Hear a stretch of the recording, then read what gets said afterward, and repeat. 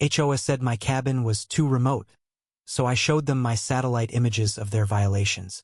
The air was thick with the scent of pine and unspoken grudges as Jess stood on the porch of his mountain cabin, clutching a stack of satellite images. His home, a modest wooden refuge nestled deep in the Karen Range, had been his sanctuary for a decade. But the Karen Hills Homeowners Association, led by the iron-fisted HOA president, HOA had other plans.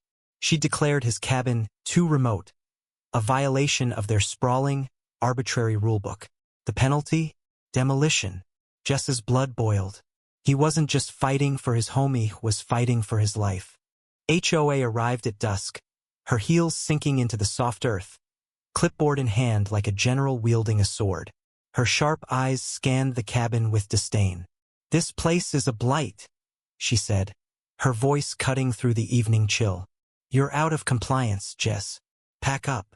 Beside her stood Maya, the HOA's young mediator, her face a mask of unease.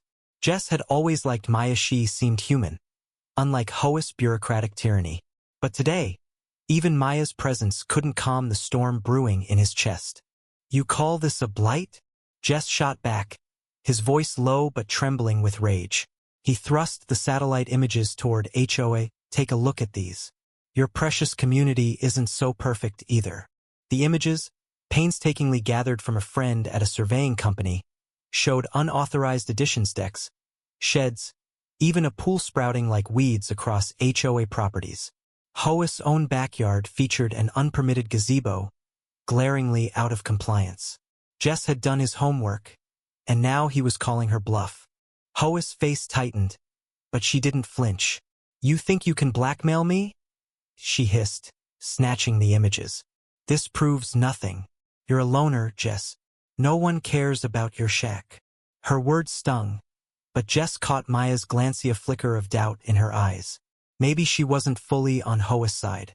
The tension crackled as they stood in a tight triangle, the forest looming like a silent jury. The argument escalated. Jess accused the HOA of hypocrisy, enforcing rules on him while turning a blind eye to their own violations. HOA doubled down, claiming his cabin's isolation posed a safety risk. Maya tried to mediate, her voice soft but firm. "Can't we find a compromise?" she pleaded, but neither side budged. Jess's heart pounded, poured everything into this cabin after his wife's death. A place to heal, to escape. Losing it meant losing her all over again. Then came the twist. A rustle in the trees broke the standoff. Out stepped Eli, an old man Jess barely knew, a recluse who lived even deeper in the mountains. His weathered face was grim, and he carried a tattered journal. "I've been watching you," HOA Eli said, his voice gravelly. "These aren't just Jess's fight." He opened the journal, revealing years of documented HOA abuses, fines imposed on struggling families, rules bent for the wealthy, even threats to silence dissenters. Eli had been invisible to the HOA, but he'd seen everything. His evidence gave Jess's images weight, turning a personal feud into a community reckoning. Maya's eyes widened as she scanned the journal. This changes things," she whispered. HOA's composure cracked, her hands trembling as she realized her authority was unraveling. But she wasn't done. "You're all conspiring against me," she shouted, tearing up Jess's images. "This cabin comes down, or I'll make sure you all regret it." Her threat hung heavy, but Eli's quiet resolve and Maya's growing doubt shifted the balance. Jess felt a spark of hope, but it was fleeting. The confrontation ended in stalemate.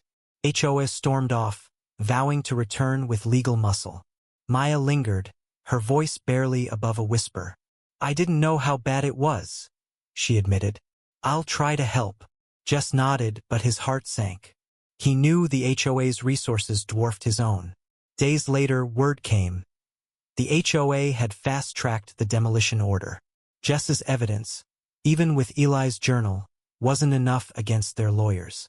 The cabin was razed, leaving only a scar of earth where his sanctuary once stood. Jess stood among the rubble, his chest hollow. Maya had tried to intervene, but she was outvoted. Eli vanished back into the mountains, his journal now just a memory. The HOA's violations went unpunished, their power untouched. Jess had fought for justice, exposed their hypocrisy, but the system was rigged. The bitter truth settled in. Sometimes, the fight for what's right only leaves you with ruins. As Jess walked away, the mountains seemed to whisper his loss. He'd shown them the truth, but truth alone couldn't save his home. The HOA's rules, built on control rather than fairness, had won. Yet, in his heart, he carried Eli's journal and Maya's flicker of conscientia, faint hope that others might one day challenge the machine. What do you think? When does fighting for justice outweigh the cost? Or does it ever truly win?